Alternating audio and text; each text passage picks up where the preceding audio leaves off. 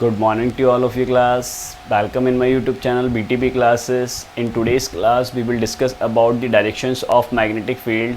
जैसे ही क्लास हमने कल डिस्कस किया था magnetic field due to the straight conductor in the applications of Biot Savart law. This will be the continuous as the directions of the magnetic field. So class we will discuss right hand thumbs rules to find out the magnetic field due to the straight current carrying conductor.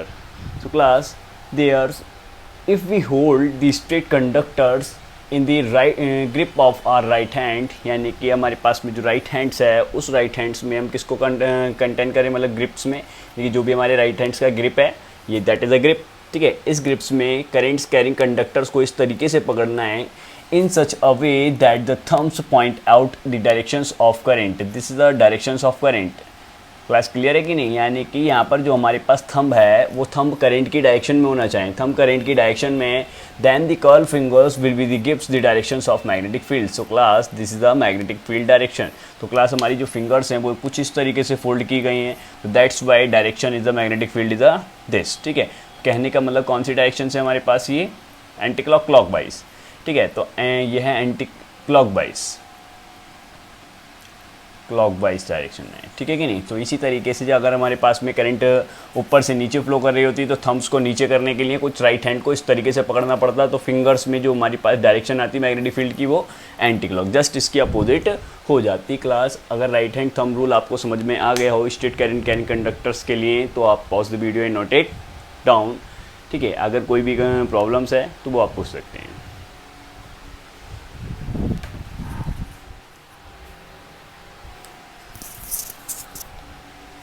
हाँ, तो class अब आप लोग note डालिएगा और note से बाद में आपको कुछ तो इम्पोर्टेंट्स पॉइंट्स लिखवाए जाते हैं उनको आप नोट करेंगे क्लास. ठीक है, देखिएगा यहाँ पर हमें फाइंड आउट करना है मैग्नेटिक फील्ड. यहीं पर हम शो कर रहे हैं उसको. Magnetic field due to a current carrying conductor at any point कर दीजिएगा, एट एनी पॉइंट. देखिएगा यहाँ पर जो हमने मैग्नेटिक फील्ड निकाली है, ठीक है, उसकी डायरेक्शन चेक की है तो वहाँ पर कोई पॉइंट नहीं है. वहाँ पर हम वायर के अराउंड्स में मैग्नेटिक फील्ड की डायरेक्शन क्या होगी तो वो ये होगी. ठीक है, लेकिन अगर आप यहाँ पर कोई पॉइंट ले लेते हैं तो उस पॉइंट पर मैग्नेटिक फील्ड की डायरेक्शन निकालने के लिए आपके पास एक लॉ दिया गया है that is a right hand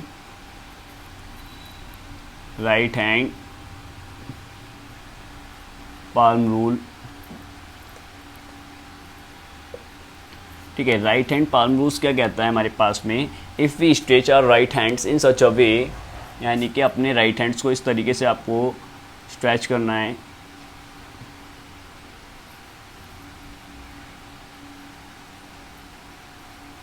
कैसा थंब बन रहा है,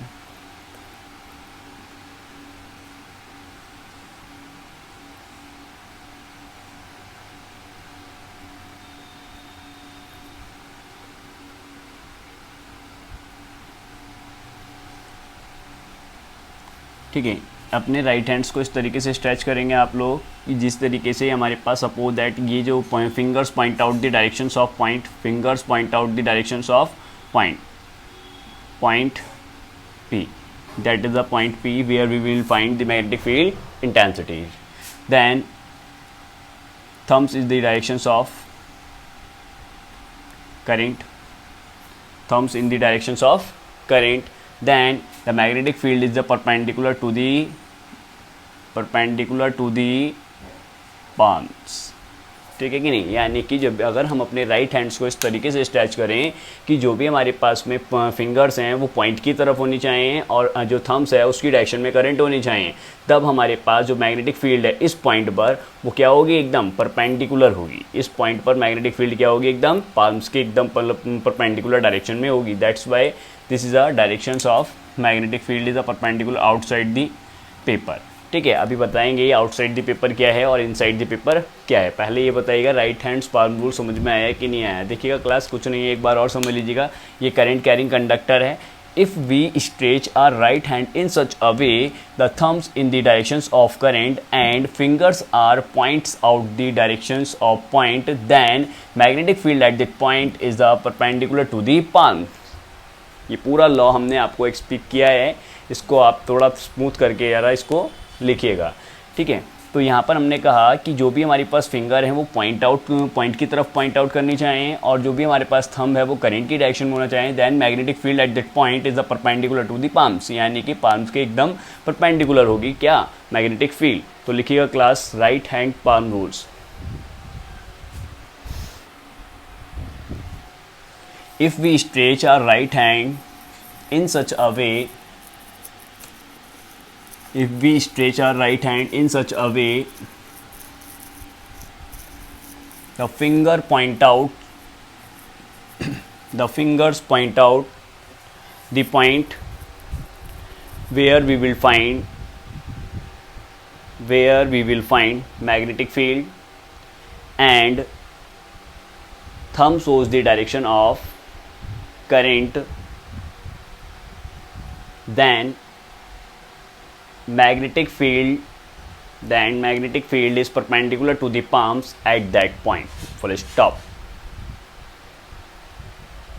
और ये डायग्राम आप उसमें नोट कर देंगे। हाँ, तो क्लास ये भी नोट्स में ही रहेगा हमारे पास। मैग्नेटिक फील्ड की डायरेक्शन के लिए ही बात चल रही है।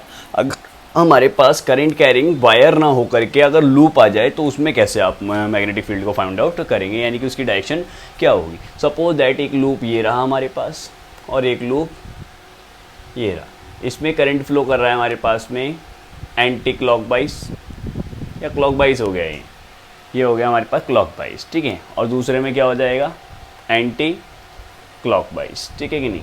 तो दोनों में सेम हो गया क्या, इस तरीके से चल रहा है क्लॉकवाइज, इस तरीके से एंटी क्लॉकवाइज, हाँ ठीक है। ये हमारे पास क्या आ गए, दो लूप हैं। यहाँ पर हेडिंग डाल देते हैं क्लास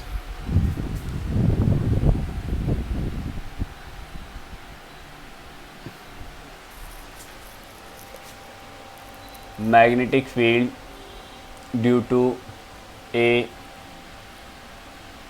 करंट कैरिंग लूप।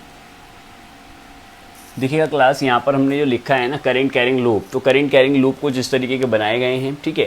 और इस करंट्स में एक में क्लॉकवाइज करंट फ्लो हो रही है, एक में एंटी क्लॉकवाइज। तो मैग्नेटिक फील्ड की डायरेक्शन क्या होगी क्लास, ये आपको बताना है यहाँ पर, ठीक है। तो आप ऐसी कंडीशंस में कैसे बनाएंगे, ठीक है। तो ऐसी कंडीशंस को याद करने से अच्छा हम एक मेथड आपको बता रहे हैं, वो मेथड ज़्यादा के लिए याद रखिएगा और एक बार समझेंगे अच्छे से तो हमेशा के लिए याद भी रहेगा, ठीक है कि नहीं। तो देखें किस तरीके से, अगर यहाँ पर हम इस तरीके का डिज़ाइन बना दें, देखिएगा करंट की ही डायरेक्शन में है, करंट की डायरेक्शन में है साउथ पॉल बना है, ठीक है। यहाँ पर बनाने की कोशिश कीजिएगा ज़रा, ठीक है। डिज़ाइन वाले एन है और डिज़ाइन वाला ही एस है, तो दैट्स वाई हमारे पास ये एस और एन बन गए।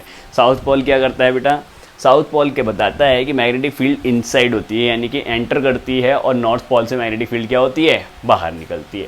तो दैट्स वाई बेटा जो भी यहाँ पर मैग्नेटिक फील्ड्स होंगी वो मैग्नेटिक फील्ड किस तरीके से होगी, देखिएगा यहाँ पर तो इनके स्टार्टिंग पर सर्कुलर लूप होंगे, ये सर्कुलर लूप होंगे, और बाद में इस तरीके से हमारे पास, और सेंटर से बिल्कुल स्ट्रेट हो जाएगी फील्ड लाइंस, ये और यहाँ पर जाकर सर्कुलर लूप बन जाएंगे, ठीक है। तो मैग्नेटिक फील्ड की डायरेक्शन बना दीजिएगा hand to hand. North pole से फील्ड लाइंस बाहर निकलती हैं, तो दैट्स वाई आप भी इनको बाहर निकालिएगा, ठीक है कि नहीं।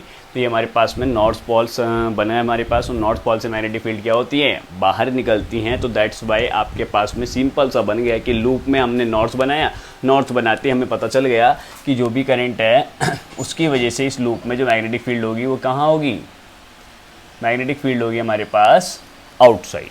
देखिएगा आउटसाइड की बात करते हैं तो पेपर्स में से ये पेपर है, उस पेपर पे मैग्नेटिक फील्ड बाहर आ रहा है, तो इस मैग्नेटिक फील्ड को हम रिप्रेजेंट करेंगे किससे, पॉइंट बनाकर एक सर्कल बना देंगे, ठीक है। तो यहाँ से हम समझेंगे कि इस पॉइंट आउट का मतलब है कि यहाँ पर मैग्नेटिक फील्ड जो है वो आउटसाइड द पेपर है। अब बात करते हैं साउथ पॉल। साउथ पॉल में हमारे पास पता है मैग्नेटिक फील्ड एंटर करता है, ठीक है। फिगर कुछ ऐसा ही बनने वाला है जैसा कि वहाँ पर बना है, लेकिन एरो क्या हो जाएंगे, चेंज हो जाएंगे,